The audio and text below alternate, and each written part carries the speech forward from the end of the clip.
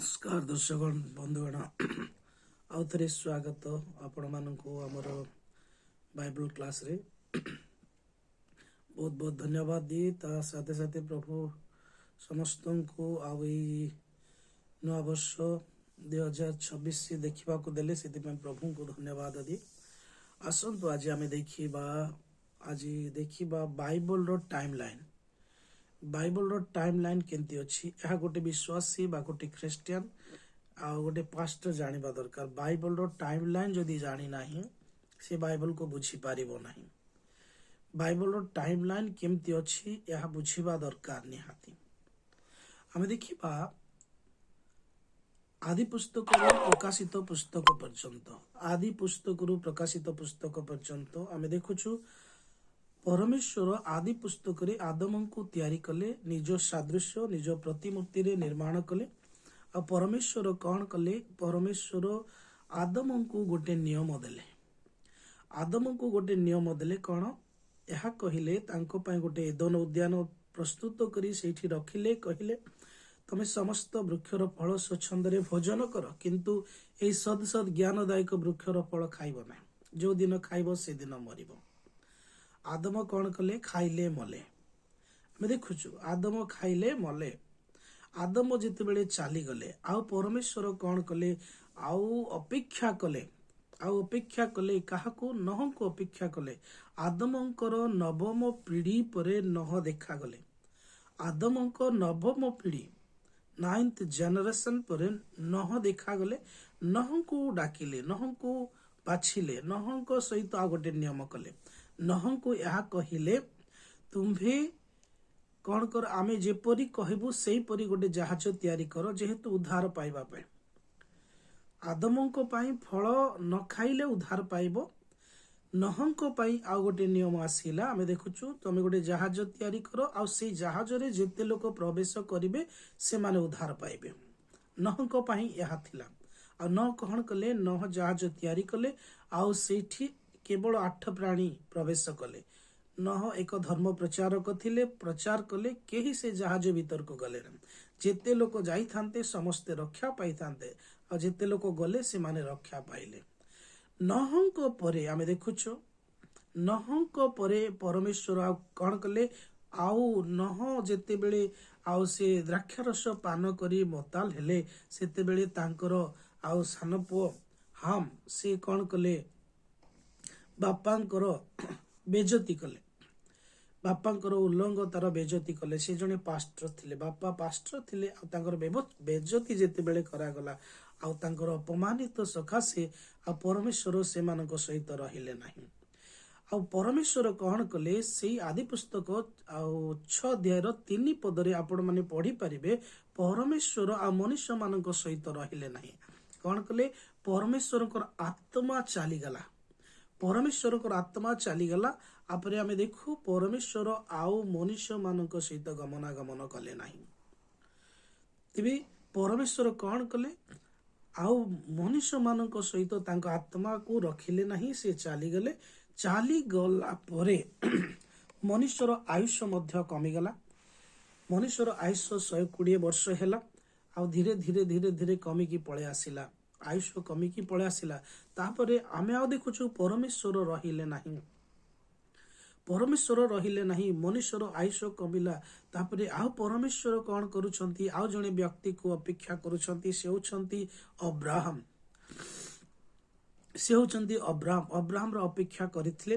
Abraham जेते बेले देखा गले, अब्राहम को बाछिले। अब्राहम को जेनरेशन जानि छंती कि नहंक ठारू 10म पीढ़ी। नहंकर 10म पीढ़ी अब्राहम। आउ से अब्राहम को बाछिले। अब्राहम को बाछिला परे अब्राहम को सहित गोटे नियम कले। अब्राहम को सहित आउ सॉरी 2टी नियम कले। अब्राहम को सहित कौन कौन नियम कले जानि छंदे? अब्राहम को 12 अध्याय रे बाछिला परे तांको ठारे गोटे एपरी नियम कले। आउ तांको कहिले आमे तुमको बहु वंश करिबा, प्रजावंत करिबा, पृथ्वी रे परिपूर्ण करिबा। प्रथम पॉइंट। द्वितीय पॉइंट से कहले तुम्हारो संतान गण अन्य देश रे दास कर्म करिवे। तुमरो संतान गण अन्य देश रे दास कर्म करिवे, एई कथा कहले। आउ कौन यह कहिला परे ଆମେ ଦେଖୁଛୁ ଅବ୍ରାହମ ମଧ୍ୟ ଚାଲିଗଲେ। ଅବ୍ରାହମ ଚାଲିଗଲା ପରେ ଇସାକ ଆସିଲା, ଇସାକ ପରେ ଯାକୁବ ଆସିଲା। ଯାକୁବ ଠାରୁ ଏକ 12 ଗୋଷ୍ଠୀ ତିଆରି ହେଲା। ଯାକୁବ ଠାରୁ ଏକ 12 ଗୋଷ୍ଠୀ ତିଆରି ହେଲା। ସେଇ 12 ଗୋଷ୍ଠୀ ମଧ୍ୟରୁ ଜଣେ ଯୋସେଫ କୋଉଠି ଗଲେ? ମିଶର ଦେଶକୁ ଗଲେ। ଆଉ ମିଶର ଦେଶରେ ଯେତେବେଳେ ଦୁର୍ଭିକ୍ଷ ପଡ଼ିଲା, ଆଗେ 70 ପ୍ରାଣୀ କଣ କଲେ?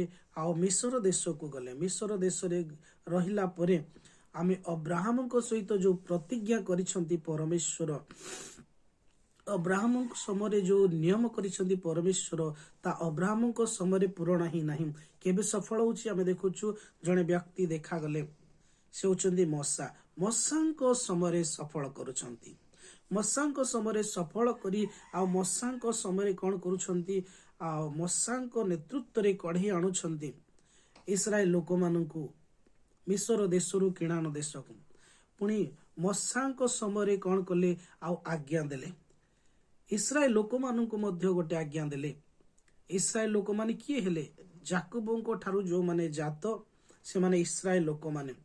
ଇସ୍ରାଏଲର ଗୋଟେ ଆଉ ପର୍ଟିକୁଲାର ଅର୍ଥ ଅଛି, ଆମେ କେତେବେଳେ ଦେଖିବା। ଏବେ ବାଇବଲର ଟାଇମ ଲାଇନ ଦେଖୁଛୁ। ଆମେ ଦେଖୁ ମଶାଙ୍କୁ ଆଜ୍ଞା ଦେଲେ, 10 ଆଜ୍ଞା ଦେଲେ। 10 ଆଜ୍ଞାରୁ ପ୍ରଥମ ଆଜ୍ଞା କଣ?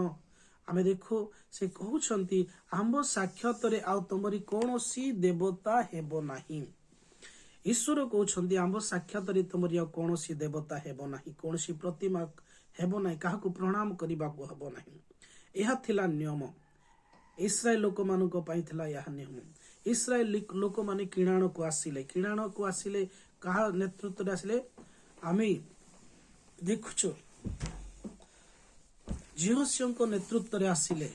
ଆଉ ଜିହୋଶୁଆଙ୍କ ନେତୃତ୍ୱରେ ଆସିଲା ପରେ ଆମେ ଦେଖୁ ଇସ୍ରାଏଲ ଲୋକମାନେ ପରମେଶ୍ୱରଙ୍କୁ ଦାବି କଲେ। କଣ ଦାବି କଲେ? ଆମମାନଙ୍କୁ ରାଜା ଦରକାର, ଏକ ଫିଜିକାଲ ରାଜା ଦରକାର। ସବୁ ଦେଶରେ ରାଜା ଅଛନ୍ତି, ଆମର କେହି ରାଜା ନାହାନ୍ତି। ପରମେଶ୍ୱର ଦେବାକୁ ଇଚ୍ଛା କରିନଥିଲେ। ପରମେଶ୍ୱର ନିଜେ ସେମାନଙ୍କର ରାଜା ଥିଲେ। କିନ୍ତୁ ଆଉ ସାମୁଏଲକୁ ସେମାନେ କହିଲେ, ସାମୁଏଲ ଜଣେ ଭବିଷ୍ୟତ ବକ୍ତା ଥିଲେ। ଆଉ ତାଙ୍କୁ ଯେତେବେଳେ କହିଲେ, ସାମୁଏଲ ପରମେଶ୍ୱରଙ୍କ ଠାରେ ପ୍ରାର୍ଥନା କଲେ। ଆଉ ପରମେଶ୍ୱର ତାଙ୍କୁ କହିଲେ, ଆଉ ସାଉଲଙ୍କୁ ଜଣେ ରାଜା କଲେ। ସାଉଲଙ୍କୁ ରାଜା କଲେ। ସାଉଲ କଣ କଲେ? ସାଉଲ ଅବାଧ୍ୟ ହେଲେ। 40 ବର୍ଷ ଶାସନ କଲେ ଆଉ ଅବାଧ୍ୟ ହେଲେ।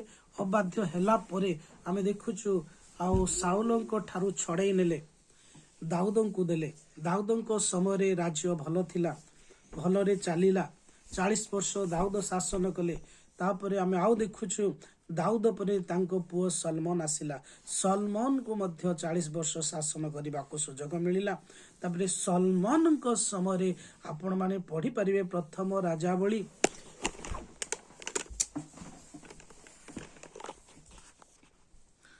ଆପଣମାନେ ପଢିପାରିବେ ପ୍ରଥମ ରାଜାବଳୀ 11 ଅଧ୍ୟାୟ ତାର 1ରୁ ପଢିପାରିବେ। ସଲମନ ସକାଶେ ରାଜ୍ୟ ବିଭକ୍ତ ହେଲା। ରାଜ୍ୟକୁ ଚିରି ଦେଲେ ପରମେଶ୍ୱର। କଣ ପରମେଶ୍ୱର ଆଉ କାହିଁକି ନଷ୍ଟ କଲେ? କାହିଁକି ରାଜ୍ୟକୁ ଚିରିଲେ?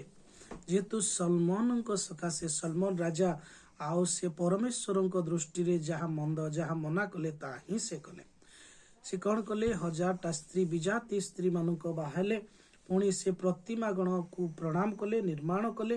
ସେଥିପାଇଁ ଆମେ ଦେଖୁଛୁ, ଆପଣମାନେ ପଢନ୍ତୁ ପ୍ରଥମ ରାଜାବଳୀ ତାର 11 ଅଧ୍ୟାୟରୁ ତାର 1 ପଦରୁ ପଢିକି ଯିବେ। ପରମେଶ୍ୱରଙ୍କୁ 2 ଥର ପରମେଶ୍ୱର କଣ କଲେ? ଆଉ ସଲମନକୁ ପରମେଶ୍ୱର 2 ଥର ଦେଖାଦେଲେ, 2 ଥର କହିଲେ, ଆଜ୍ଞା ଦେଲେ। ସେ ବୁଝିପାରିଲେ ନାହିଁ। ପରମେଶ୍ୱରଙ୍କର ଅବାଧ୍ୟ ହେଇକି ଆଉ ସେ ପ୍ରତିମା ନିର୍ମାଣ କଲେ। ପରମେଶ୍ୱର କଣ କହିଥିଲେ ଇସ୍ରାଏଲ ଲୋକମାନଙ୍କୁ? ଆମ୍ଭ ସାକ୍ଷାତରେ ତମରି କୌଣସି ଦେବତା ହେବ ନାହିଁ, କୌଣସି ପ୍ରତିମା ନିର୍ମାଣ କରିବାକୁ ହେବ ନାହିଁ, କାହାକୁ ପ୍ରଣାମ କରିବ ନାହିଁ। କିନ୍ତୁ ରାଜା ସଲମନ ରାଜା କଣ କଲେ? ଆଉ ସେ ହିଁ ପ୍ରଣାମ କଲେ। ରାଜା ଯେତେବେଳେ ପ୍ରଣାମ କରୁଛନ୍ତି, ପ୍ରଜାମାନେ କଣ ନ ହେବେ, ଆଉ ଦେଶର ଲୋକମାନେ କଣ ନ ହେବେ? ସମସ୍ତଙ୍କୁ ଅଧିକାର ମିଳିଗଲା। ଯାହାକୁ ଯେମିତି ଇଚ୍ଛା ସେମିତି ଚାଲିଲେ। ସମସ୍ତେ ପ୍ରତିମାକୁ ପ୍ରଣାମ କଲେ। ତାପରେ ଆମେ ଦେଖୁଛୁ ପରମେଶ୍ୱର ଆଉ ସେ କାହାକୁ କହିଲେ ନାହିଁ। ରାଜ୍ୟ ବିଭକ୍ତ ହେଲା। ଇସ୍ରାଏଲ ଗୋଟେ ରାଜ୍ୟ, ଜିହୁଦା ଗୋଟେ ରାଜ୍ୟ ହେଇଗଲା। ଇସ୍ରାଏଲ ଗୋଟେ ରାଜ୍ୟ, ଜିହୁଦା ଗୋଟେ ରାଜ୍ୟ ହେଇଗଲା। ଇସ୍ରାଏଲକୁ ଆମେ ଦେଖୁଛୁ ଆଉ ପରମେଶ୍ୱର 2 ଭାଗରେ ବିଭକ୍ତ କଲେ, ଇସ୍ରାଏଲ ଆଉ ଜିହୁଦା। ଜିହୁଦାକୁ ନେଇଗଲେ ଆଉ ବାବିଲୋନ ରାଜା ନବୁକଦନେସ୍ସର ପୁଣି ଇସ୍ରାଏଲ କୁ ନେଇଗଲେ ଅଶୁରୀୟ ରାଜା, ଇସ୍ରାଏଲ କୁ ବନ୍ଦୀ କରିକି ନେଇଗଲେ ଅଶୁରୀୟ ରାଜା, ଜିହୁଦାକୁ ବନ୍ଦୀ କରି ନେଇଗଲେ। ଆଉ ନବୁକଦନେସ୍ସର ଆଉ ପରମେଶ୍ୱର ଦେଖିଲେ ତାଙ୍କ ଲୋକମାନଙ୍କୁ ଛାଡ଼ି ନଥିଲେ। ସେମାନେ ପରମେଶ୍ୱର କଣ କଲେ? ଭାବବାଦୀ ମାନଙ୍କୁ ପଠେଇଲେ ଜିସାୟ ଠାରୁ ମଲାକି ପର୍ଯ୍ୟନ୍ତ ଭାବବାଦୀ ମାନଙ୍କୁ ପଠେଇଲେ, କିନ୍ତୁ ଭାବବାଦୀ ମାନଙ୍କୁ ମଧ୍ୟ ସେମାନେ ଗ୍ରହଣ କଲେ ନାହିଁ। ଅନେକ ଭାବବାଦୀ ମାନଙ୍କୁ ବଧ କଲେ, ମାରିଦେଲେ। ତାପରେ ଆମେ ଦେଖୁ ପରମେଶ୍ୱର କଣ କଲେ? ଆଉ ମଲାକି ପୁସ୍ତକରୁ ମାଥୁ ପୁସ୍ତକ ପର୍ଯ୍ୟନ୍ତ 400 ବର୍ଷ ଅନ୍ଧକାର ଯୁଗ ରଖିଦେଲେ। ଆଉ ପରମେଶ୍ୱର କାହାକୁ ପଠେଇଲେ ନାହିଁ। ନୀରବ ଅନ୍ଧକାର ଯୁଗ ରହିଗଲା। ଏଇ ଅନ୍ଧକାର ପିରିୟଡରେ ଆଉ ଆମେ ଦେଖୁଛୁ ଇସ୍ରାଏଲ ଲୋକମାନଙ୍କ ମଧ୍ୟରେ ବିଭିନ୍ନ ପ୍ରକାର ଡିନୋମିନେସନ ବାହାରିଲା। ସେମାନଙ୍କ ପାଖରେ ବ୍ୟବସ୍ଥା ଅଛି, ଶାସ୍ତ୍ର ଅଛି, ଭାବବାଦୀ ମାନଙ୍କର ଧର୍ମଶାସ୍ତ୍ର ଅଛି। ଆଉ ତାକୁ ନେଇକି ନ ବୁଝି, ପରମେଶ୍ୱରଙ୍କର ବାକ୍ୟକୁ ନ ବୁଝି ସେମାନେ କଣ କଲେ? ବିଭିନ୍ନ ପ୍ରକାର ନିଜ ଜ୍ଞାନ, ନିଜ ବୁଦ୍ଧି, ନିଜ ଟ୍ୟାଲେଣ୍ଟରେ ଯାହାକୁ ଯେମିତି ଇଚ୍ଛା ସେମିତି ସେମାନେ ଗୋଟେ ସଂସ୍ଥା ବାହାର କଲେ।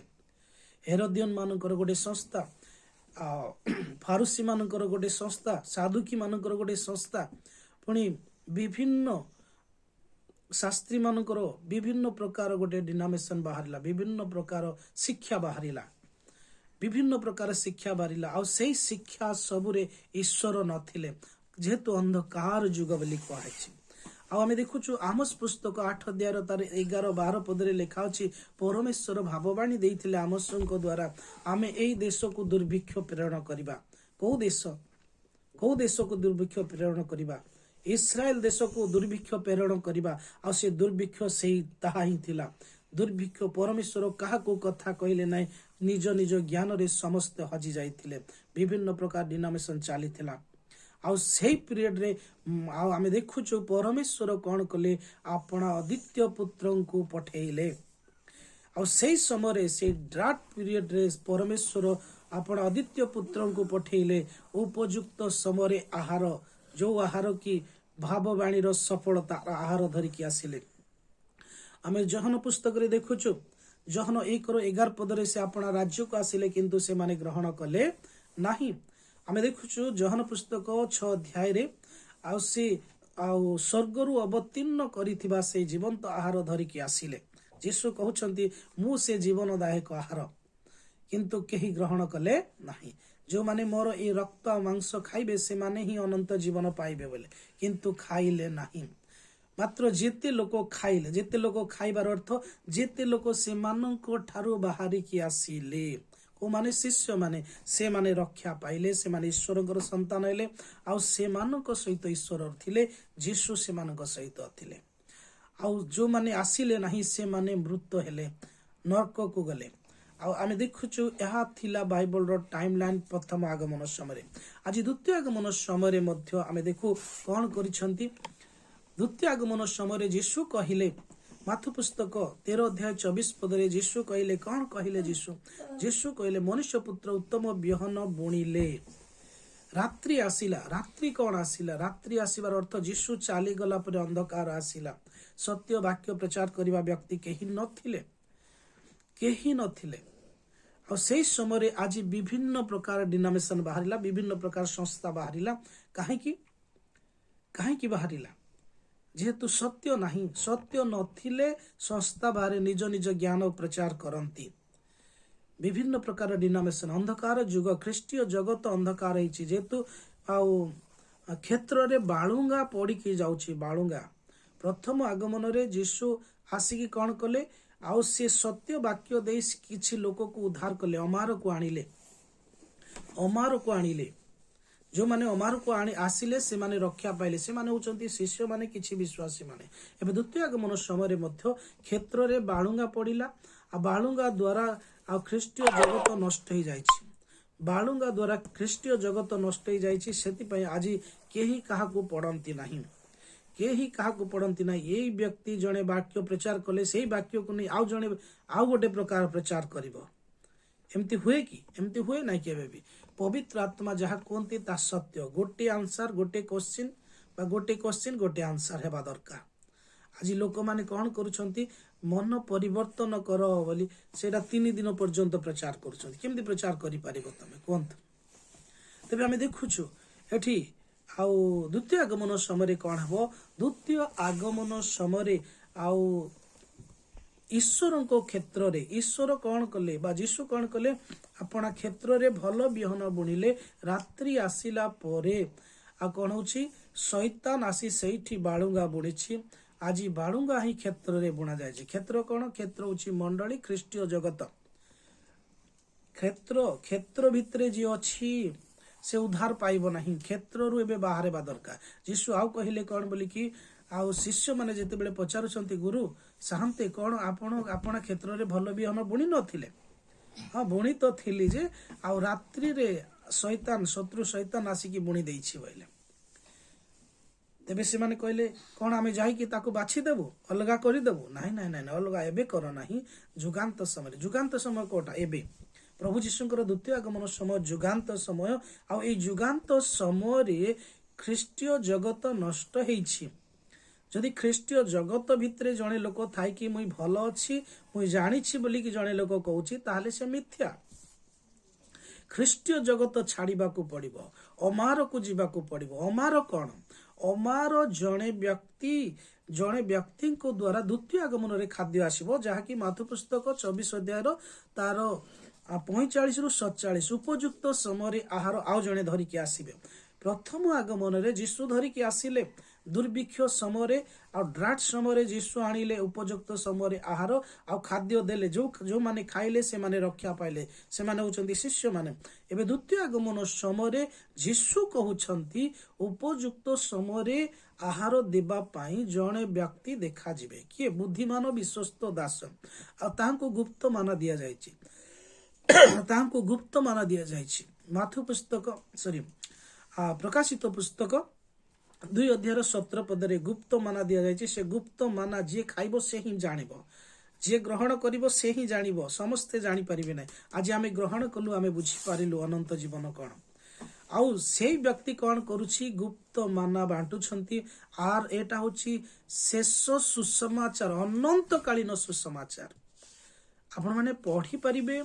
आउ प्रकाशित पुस्तक 14 अध्याय तार 6 पदरे एक आकाश रे आउ जणे दूत उडुछंती। से दूत कौन प्रचार करूछंती अनंत कालीन सुसमाचार कौन आउ आत्मिक दूत नाही फिजिकल दूत आकाश कौन आपण माने बुझी पारिबे। आकाश सेहा जहाँ की ख्रीष्टीय जगत प्रेज द लॉर्ड आपण माने बुझी पारिबे। यह बुझीबा दरकार भी जदि बुझीबे नाही ए टाइम लाइन को आपण माने आउ ख्रीष्टियनिटी रु बाहरिबे ना। जेहेतु ख्रीष्टीय जगत ख्रीष्टियनिटी नष्ट हेछि। प्रथम आगमन रे जीशु आसिले अपना राज्य को किंतु से माने ग्रहण कले ना। किंतु जो माने ग्रहण कले को माने आमे माने अन्य माने जेते लोक आज पृथ्वी पृष्ठ रे ख्रीस्टियन से माने ग्रहण कले आउ से मानको ख्रीस्टियन बोली नाम दिया गला। आउ से मानको सहित आ गोटे नियम कले कोन आउ थरे से आसीबे जीशु आउ थरे आसीबे जेते बेले आपण चिन्हिबे केमती से माने चिन्हिले नै आपण केमती चिन्हिबे कोंतु आपण चिन्हि पारिबे केबे चिन्हि पारिबे नै काहे से थर शरीर रे आसिले चिन्हि पारले नै। एबे केमती आपण चिन्हि पारिबे जीशु आत्मा रे आसीबे आउ शरीर रे आसीबे ना आत्मा रे आसीबे। आउ आत्मा रे आसीबा जीशु को केमती चिन्हि देबे आत्मा रे चिन्हिबा पई एबे कोन दरकार भाववाणी रो सफलता दरकार। जीशु प्रथम आगमन रे आसी से द्वितीय आगमन रो भाववाणी कहिकी गले नूतन नियम रो भाववाणी ता कहिकी गले आ बुद्धिमान विश्वस्त दास देखा जिवो आ सेई व्यक्ति को ठारू ग्रहण करिबा दरकार जेतु से व्यक्ति खोला पुस्तक भजन करिसंती।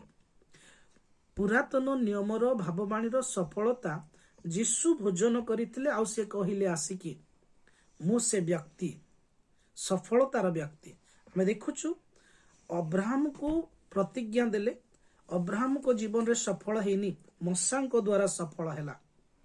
ठीक सही परि जीसा को दर्शन देले आउ विजन देले बा भाववाणी देले गोटे कुमारी कन्या गर्भधारण करी गोटे पुत्र प्रसव करिवो ଆଉ ଅନେକ ବିଷୟ ମୁଁ କହିବାକୁ ଇଚ୍ଛା କରେ।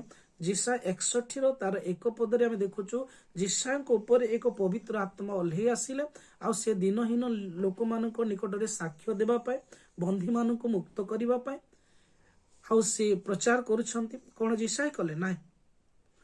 ପ୍ରଥମ ଆଗମନରେ ଯୀଶୁଙ୍କ ଉପରକୁ ପବିତ୍ର ଆତ୍ମା ଓହ୍ଲେଇ ଆସିଲେ। ଯୀଶୁ ବନ୍ଦୀମାନଙ୍କୁ ମୁକ୍ତ କଲେ। କୋଉ ବନ୍ଦୀ? ଆତ୍ମିକରେ ଯୋଉମାନେ ବନ୍ଦୀ ଥିଲେ, ଜିହୁଦୀ ମାନଙ୍କର ସଂସ୍ଥା ଭିତରେ ଯୋଉମାନେ ବନ୍ଧ ନେଇଥିଲେ ସେମାନେ ମୁକ୍ତ ହେଲେ। ଆଉ ଆମେ ଦେଖୁଛୁ ଅନ୍ଧମାନେ ଦେଖିଲେ, ରୋଗୀମାନେ ସୁସ୍ଥ ହେଲେ ଆଉ ଈଶ୍ୱରଙ୍କର ସୁସମାଚାର ଯୀଶୁ ଘୋଷଣା କଲେ। ସୁସମାଚାର କଣ? ଯାହାକି ଭାବବାଣୀର ସଫଳତା। ଆଜି ଦ୍ୱିତୀୟ ଆଗମନ ସମୟରେ ମଧ୍ୟ ଆଉ ନୂତନ ନିୟମର ଭାବବାଣୀର ସଫଳତା ଜଣେ ମାଷ୍ଟର, ସେ ହେଉଛନ୍ତି ବୁଦ୍ଧିମାନ ବିଶ୍ୱସ୍ତ ଦାସ। ବାଇବଲ କହୁଛି, ଆଜ୍ଞା ବାଇବଲ ଯଦି କହୁଛି ଆପଣ ଆକ୍ସେପ୍ଟ କରୁନାହାନ୍ତି, ତାହେଲେ ଆପଣ ଈଶ୍ୱରଙ୍କର ଲୋକ କି? ଆପଣ ଈଶ୍ୱରଙ୍କର ଲୋକ ନାହିଁ। ଆପଣ ଈଶ୍ୱରଙ୍କର ଲୋକ ନାହିଁ। ଯଦି ଈଶ୍ୱରଙ୍କର ଲୋକ, ଆପଣ ସାମ୍ନା କରନ୍ତୁ, ବାଇବଲକୁ ବୁଝନ୍ତୁ, ନହେଲେ ନର୍କ।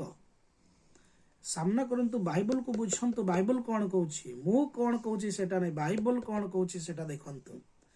ବାଇବଲ ଅନୁସାରେ ଏହା ଅଛି ନା ନାହିଁ ଏଇଟା ଜାଣନ୍ତୁ, ନାହିଁ ତ ନଷ୍ଟ ହେଇଯିବେ। ଆପଣ, ଆପଣଙ୍କର ପରିବାର ସମସ୍ତେ ନଷ୍ଟ ହେବେ। ବାଇବଲ କହୁଛି ଉପଯୁକ୍ତ ସମୟରେ ଆହାର ଦେବା ପାଇଁ ଜଣେ ମାଷ୍ଟର। ନୂତନ ନିୟମର ଭାବବାଣୀର ସଫଳତା ଜଣେ ମାଷ୍ଟର, ସେ ହେଉଛନ୍ତି କିଏ? ବୁଦ୍ଧିମାନ ବିଶ୍ୱସ୍ତ ଦାସ, ଯିଏକି ଖୋଲା ପୁସ୍ତକ ଭୋଜନ କରିଛନ୍ତି। କଣ ଖୋଲା ପୁସ୍ତକ? ଭାବବାଣୀର ସଫଳତା ତାଙ୍କୁ ଦିଆଯାଇଛି। ସଫଳତାର ବ୍ୟକ୍ତି ସିଏ। ଅବ୍ରାହମକୁ ଯାହା କହିଲେ ମୋଶାଙ୍କ ଜୀବନରେ ସଫଳ କଲେ, ଯିଶାଙ୍କୁ ଯାହା କହିଲେ, ଜିରିମିୟଙ୍କୁ ଯାହା କହିଲେ, ଭାବବାଦୀ ମାନଙ୍କୁ ଯାହା କହିଥିଲେ, ଯୀଶୁ ସଫଳତାର ବ୍ୟକ୍ତି ହେଲେ। ଯୀଶୁଙ୍କ ବିଷୟରେ ସବୁ ଲେଖା ଥିଲା ଆଉ ଯୀଶୁ ସେ ସଫଳତାର ବ୍ୟକ୍ତି ହେଲେ। ଏବେ ଦ୍ୱିତୀୟ ଆଗମନ ସମୟରେ ଯୀଶୁ କହିଛନ୍ତି କଣ ବୋଲିକି? ଉପଯୁକ୍ତ ସମୟରେ ଜଣେ ବ୍ୟକ୍ତି ଦେଖାଯିବେ ଆଉ ତାକୁ ଆମେ ନିଯୁକ୍ତ କରିବୁ।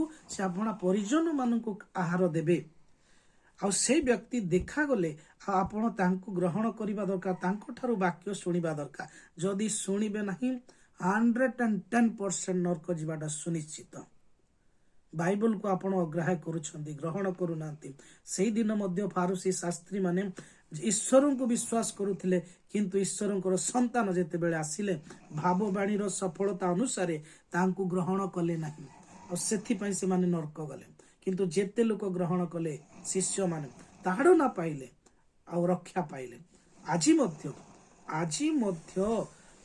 ମଧ୍ୟ ନିନ୍ଦା ତାଡ଼ନା ଆସୁଛି, କିନ୍ତୁ ଆମେ ରକ୍ଷା ପାଇବୁ। ଆପଣ ମାନେ ରକ୍ଷା ପାଇବେ ନାହିଁ। ଭାବବାଣୀର ସଫଳତା ଅନୁସାରେ ଗ୍ରହଣ କରିବା ଦରକାର। ଭାବବାଣୀର ସଫଳତା ଅନୁସାରେ ଗ୍ରହଣ କରିବା ଦରକାର, ହେଲେ ଯାଇ ରକ୍ଷା ପାଇବେ, ନହେଲେ ଚାନ୍ସ ନାହିଁ।